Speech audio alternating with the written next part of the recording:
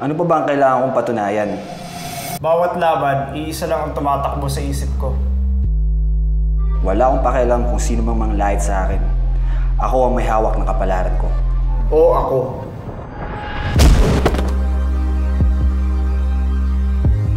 Ako si Richard Sniper La Chica.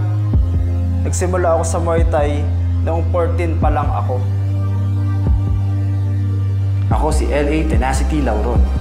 Nagsimula ako sa larangang ito noong high school pa lang ako. Dati laro-laro lang sa akin to. Ngayon, sineryoso ko na. Sa laban, akala ng iba, iisa lang haharapin mo. Pero kalaban mo dun yung sarili mo. Walang anumang bisyo kasi noon pa lang, porsigido na ako mag-training. Sa laban, hindi lang puro tapang. Kailangan may matatag kang puso at isipan.